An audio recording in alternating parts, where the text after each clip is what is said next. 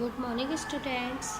आज की क्लास में हम चैप्टर 19 प्रभु तुम मेरे मन को जानो की एक्सरसाइज सॉल्व करेंगे। तो सबसे पहले हम लिखित एक्सरसाइज को सॉल्व करेंगे। तो देखिए, सही विकल्प पर सही का निशान लगाइए। ये आपको क्वेश्चन दिए गए हैं और इनके आपको 3 ऑप्शंस दिए गए हैं। इनमें जो क्वेश्चन पूछा गया है उसका जो ऑप्शन सही होगा उस पर हमें राइट टिक करना है। तो देखिए, आपको क्वेश्चन नंबर 1 क्या दिया गया है। भक्तिन को अधिकार नहीं है। क्या है? भक्तिन को अधिकार नहीं है मंदिर आने का, सड़क पर चलने का, पानी पीने का। कल की क्लास में हमने इस चैप्टर में जो पोएम दी थी उसके अर्थ को समझा था। तो बताइए, भक्तिन को क्या अधिकार नहीं दिया गया? भक्तिन को क्या अधिकार नहीं दिया गया है? मंदिर में पूजा करने का, है ना। तो इसका सही आंसर क्या होगा? मंदिर आने का। क्या होगा इसका सही आंसर? मंदिर आने का। सेकंड दिया गया है, भक्तिन न सह सकेगी। क्या है? भक्तिन न सह सकेगी मतलब भक्तिन क्या नहीं सह सकेगी? समाज का बंधन, भूख या बीमारी। बताइए, भक्तिन क्या नहीं सह सकेगी?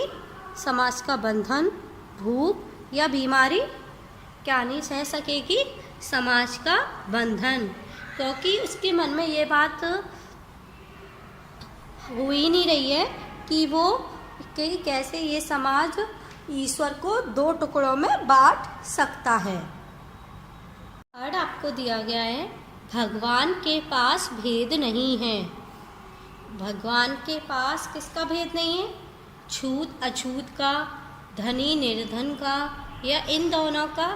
बताइए, हमने कविता में क्या पढ़ा था कि भगवान किसी भी व्यक्ति में भेदभाव नहीं करते। चाहे व्यक्ति छोटा हो, बड़ा हो, धनी हो, निर्धन हो या किसी भी जाति का हो, भगवान के पास किसी का भेदभाव नहीं है। तो इसका आंसर क्या होगा? इन दोनों का, क्योंकि भगवान किसी में भी भेद नहीं करते, ना छूत अछूत में, ना ही धनी और निर्धन में।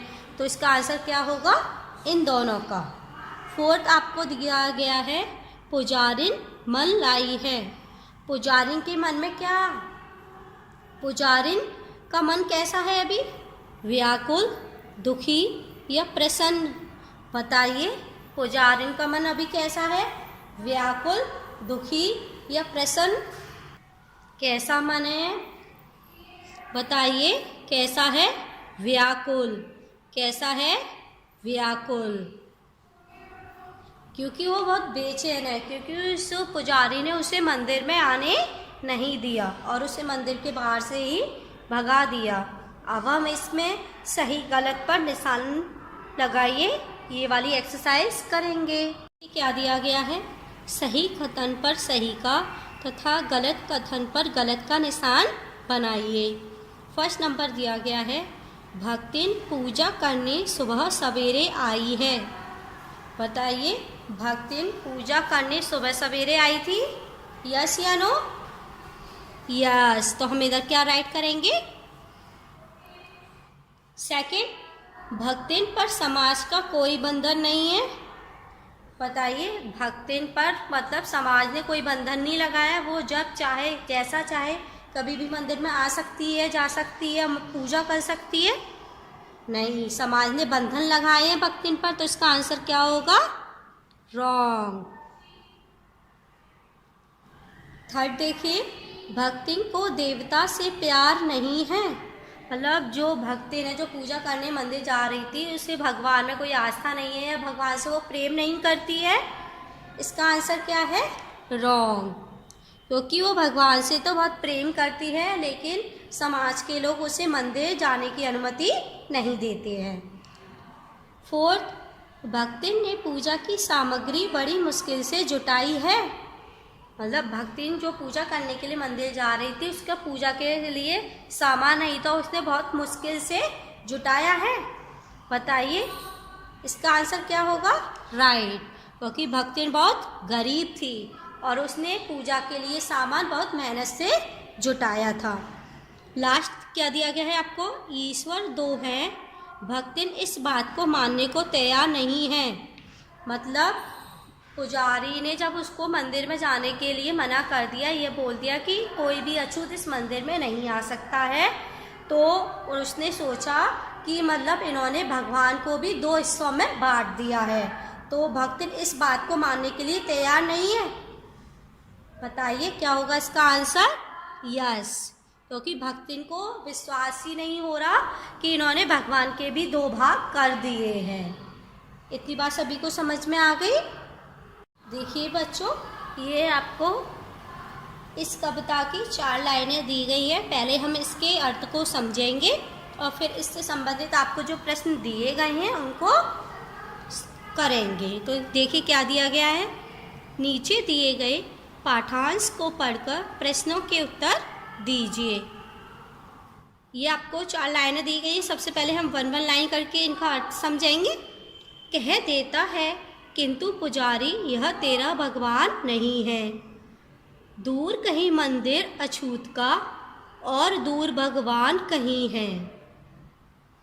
मतलब जो पुजारी है, जिस मंदिर में भक्तिन जा रही है, उसमें पुजारी जब उसको देखता है तो वो भक्तिन को क्या कहता है कि यह तेरे भगवान नहीं है, तुम अछूतों का मंदिर कहीं दूर जाकर बना है और जो सबसे दूर भगवान है वही तुम्हारे है। मैं सुनती हूँ जल उठती है मन में यह विद्रोही ज्वाला, यह कठोरता ईश्वर को भी जिसने टूक टूक कर डाला। मतलब जब वो ये बातें किसी पुजारी से सुनती है तो उसके मन में क्या होता है, विद्रोह होने लगता है, विद्रोह की आग हो जाती है। यह कठोरता मतलब कि कोई इतना कठोर कैसे हो सकता है, इतना निर्मम कैसे हो सकता है कि उसने ईश्वर को भी टुकड़ों में बांट दिया है। इसको हम एक बार फिर से समझते हैं। कह देता है किंतु पुजारी यह तेरा भगवान नहीं है, दूर कहीं मंदिर अछूत का और दूर भगवान कहीं है। मतलब पुजारी कह रहा है ये तेरे भगवान नहीं है, जो दूर मंदिर है वही तुम्हारे भगवान है, तुम वहीं जाकर पूजा करो। मैं सुनती हूँ जल उठती है मन में यह विद्रोही ज्वाला, यह कठोरता ईश्वर को भी जिसने टूक टूक कर डाला। पता जब वो ये सब बातें सुनती है तो उसके मन में विद्रोह की आग लग जाती है और वो सोचती है, कहती है कि कोई इतना कठोर कैसे हो सकता है कि उसने भगवान के भी टुकड़े टुकड़े कर दिए हैं। तो अब देखिए इससे संबंधित क्या क्या प्रश्न दिए गए हैं आपको। पुजारी क्या कहता है, पुजारी भक्तिन से क्या कहता है, बताइए। अभी हमने इसके अर्थ को समझा था। तो पुजारी क्या कहता है भक्तिन से कि यह तेरा भगवान नहीं है। क्या कहता है कि यह तुम्हारा मंदिर नहीं है, यह तुम्हारा भगवान नहीं है, कि तुम यहाँ पर पूजा नहीं कर सकती हो। ईश्वर को भी क्या कर डाला, बताइए। उन्होंने समाज ने ईश्वर को भी क्या कर डाला है, बताइए क्या कर डाला है। उन्होंने ईश्वर के टुकड़े कर दिए हैं। तो इसका आंसर क्या होगा, ईश्वर को भी टुकड़े टुकड़े कर डाला है। क्या लिखेंगे हम इसका आंसर, ईश्वर को भी टुकड़े टुकड़े कर डाला है। क्या की जगह हम क्या लिखेंगे, ईश्वर को भी टुकड़े टुकड़े कर डाला है। थर्ड आपको क्या दिया गया है, टूक टूक शब्द का क्या अर्थ है। क्या है, टूक टूक शब्द का क्या अर्थ है। देखिए ये जो टूक टूक शब्द दिया गया है उसका क्या अर्थ है। आपने शब्दार्थ याद किए थे ना, समझे भी थे। तो बताइए टूक टूक का क्या अर्थ है, बताइए टूक टूक का क्या अर्थ है। टूक टूक का अर्थ है टुकड़े टुकड़े करना। क्या अर्थ है टूक टूक का, टुकड़े टुकड़े करना। अब हम भाषा की बात की एक्सरसाइज करेंगे। तो इसमें देखिए फर्स्ट क्या दिया गया है, उचित स्थान पर अंग, इसे हम क्या बोलते हैं, अनुनासिक। क्या बोलते हैं इसे हम, अनुनासिक। और इसको हम क्या बोलते हैं, अनुस्वार। क्या बोलते हैं, अनुस्वार। ठीक है, लगाइए। आपको ये कुछ शब्द दिए गए हैं, आपको बताना है कि किस पर अनुनासिक लगेगा और किस पर अनुस्वार की मात्रा लगेगी। तो देखिए, फर्स्ट क्या दिया गया है? रग। क्या दिया गया है? रग। क्या है? रग। बच्चों, इन्हें करने से पहले हम अनुनासिक और अनुस्वार के अर्थ को समझेंगे कि ये कब और कहाँ लगती हैं। अनुनासिक, जिसमें ना की साउंड आती है। क्या आती है? ना की आवाज़ आती है। जैसे अंग, क्या है? अंग, क्या आ रही है? ना की साउंड आ रही है ना, तो इस पर क्या है? अनुनासिक। जैसे हस, क्या है? हस, इस पे क्या है? ना की साउंड नहीं आ रही, तो इस पर क्या लगेगा? अनुस्वार। जैसे कि देखिए, जैसे कि दिया गया है आपको अग। ये एक शब्द है अग। अगर हम इस पर अनुनासिक लगा देंगे, मतलब अंग की बिंदी लगा देंगे, तो क्या बन जाएगा ये? अंग। क्या बन जाएगा ये? अंग। अगर इसी में हम अनुस्वार लगा देंगे, जैसे कि ये, तो क्या बन गया है ये? बताइए, क्या बन गया? आँख। क्या बन गया ये? आँख। इसमें क्या हुआ? ना की साउंड आ रही है और इसमें ना की साउंड नहीं आ रही है। मतलब इसमें ना की आवाज़ आ रही है, इसमें ना की आवाज़ आ रही है नहीं। देखिए, बोलकर देखिए, अंग। क्या है? अंग। ये क्या है? आँख। क्या है? आँख। आप भी बोलकर देखिए।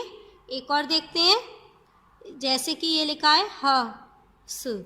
ठीक है, अगर हमने इस पर अंग की लगा दी है, ये बिंदी लगा दी, तो ये क्या बन गया? हंस। क्या बन गया ये? हंस। ठीक है, अगर इसी की जगह हम इस पर चंद्र बिंदु लगाएंगे, तो ये क्या बन जाएगा? मतलब अनुस्वार लगाएंगे तो क्या बन जाएगा ये? हास। क्या बन जाएगा ये? हास। और इसमें ना की साउंड नहीं आ रही है। तो अब हम इसकी एक्सरसाइज सॉल्व करते हैं। देखिए, ये फर्स्ट आपको दिया गया है रग। क्या दिया गया है? रग। ठीक है, अब आप बताइए इस पे क्या लगेगा? बिंदी लगेगी या चंद्र बिंदु? बताइए, क्या लगेगा? बिंदी। तो ये क्या शब्द बनेगा? रंग। क्या बनेगा? रंग। रग से क्या बना? रंग। क्या बना? रंग। आप भी बोलकर देखिए। सेकंड आपको दिया गया है पंडित। क्या दिया गया है? पंडित। तो बताइए इस पर क्या लगेगा? बिंदी या चंद्र बिंदु? क्या लगेगा? बिंदी। तो क्या बनेगा ये? पंडित। क्या बनेगा? पंडित। क्या बनेगा? पंडित। किसकी साउंड आ रही है? ना की आवाज आ रही है ना, तो क्या बना? पंडित। थर्ड, पखा। क्या दिया गया है आपको? पखा। तो बताइए क्या बनेगा इसका? पंखा। बोलकर देखिए आप भी मेरे साथ, पंखा। फोर्थ आपको क्या दिया गया है? मंदिर। क्या दिया गया है? मंदिर। तो इसका क्या बनेगा? मंदिर। क्या बनेगा?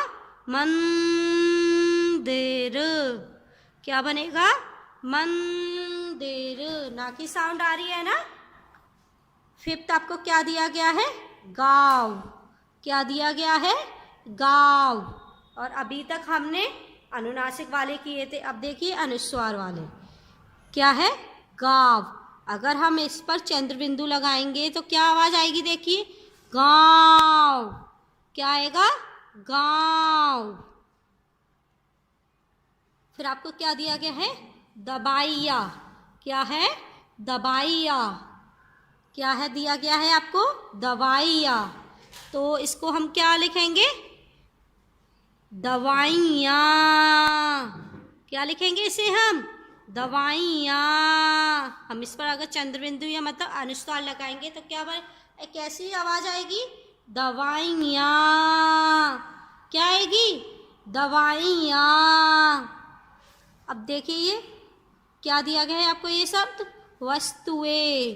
क्या दिया गया है? वस्तुएं। क्या है? वस्तुएं। तो इसका क्या बनेगा? वस्तुएं।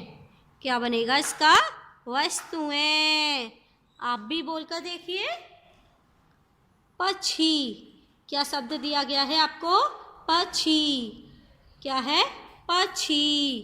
तो इसकी क्या बनेगी? पंछी। क्या बनेगा? पंछी। ये आपको क्या दिया गया है? मुंह। क्या दिया गया है? मुंह। तो इस पर क्या लगेगा बताइए? क्या लगेगा? अनुस्वार। मुंह, क्योंकि इस पर ना का साउंड तो नहीं आ रहा। क्या है?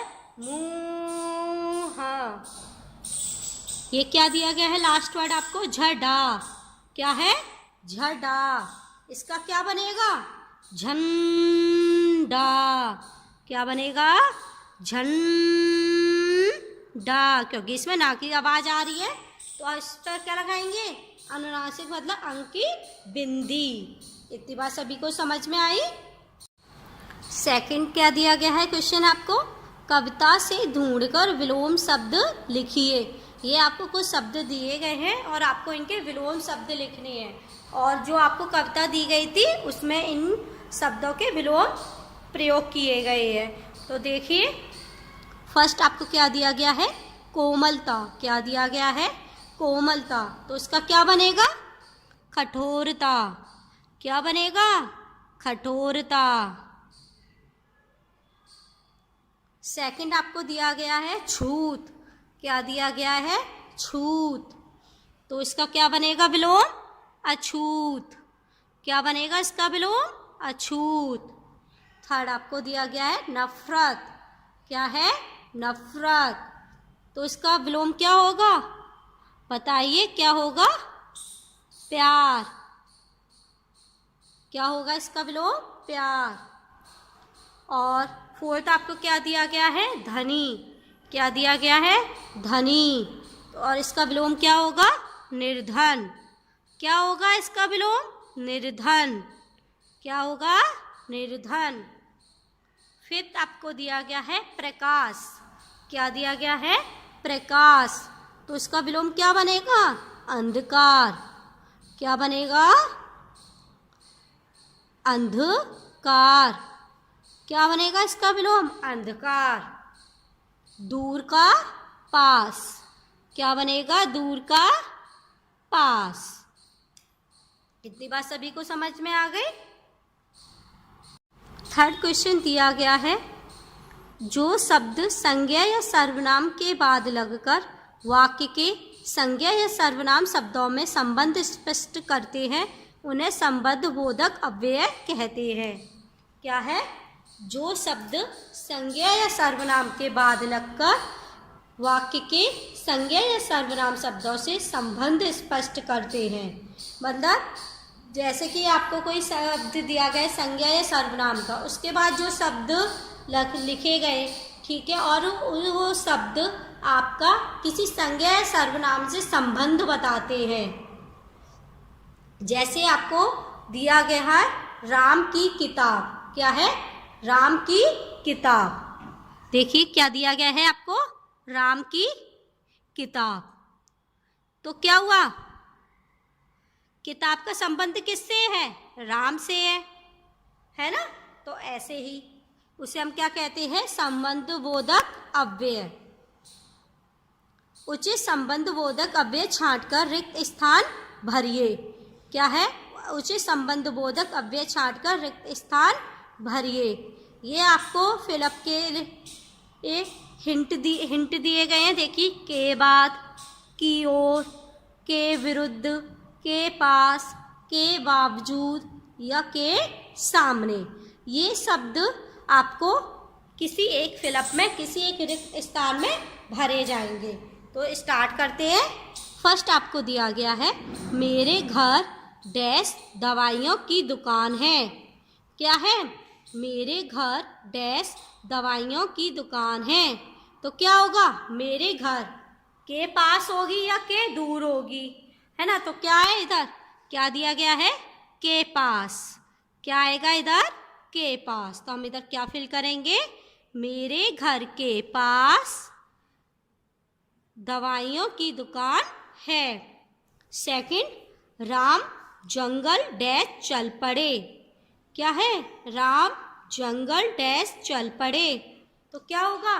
राम जंगल की ओर। क्या बनेगा सेंटेंस पूरा अच्छे से? राम जंगल की ओर चल पड़े। थर्ड आपको दिया गया है, पैसे वाला होने डैश भी वह विनम्र है। क्या है? पैसे वाला होने डैश भी वह विनम्र है। तो क्या बनेगा? पैसे वाला होने के बावजूद। क्या होगा? पैसे वाला होने के बावजूद। क्या आएगा इधर? के बावजूद। सब फोर्थ क्या दिया गया है? सबके चले जाने डैश तुम आए हो। क्या है? सबके चले जाने डैश तुम आए हो। तो क्या आएगा इधर? सबके चले जाने के बाद। क्या आएगा? के बाद। मैं किसी डैश गवाही नहीं दूंगा। क्या है? मैं किसी डैश गवाही नहीं दूंगा। तो क्या आएगा?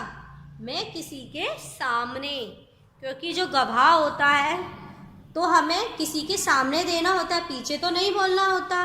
तो क्या आएगा? मैं किसी के सामने गवाही नहीं दूंगा। और लास्ट आपको क्या दिया गया है? सुरभि मेरे घर डैश ही रहती है। क्या है? सुरभि मेरे घर डैश ही रहती है। तो क्या आएगा? सामने, है ना? तो क्या आएगा? सुरभि मेरे घर के सॉरी बच्चों, फिफ्थ वाले में क्या आएगा आपके? के विरुद्ध। क्या आएगा? के विरुद्ध। क्या आएगा? मैं किसी के विरुद्ध गवाही नहीं दूंगा। क्या आएगा? मैं किसी के विरुद्ध गवाही नहीं दूंगा।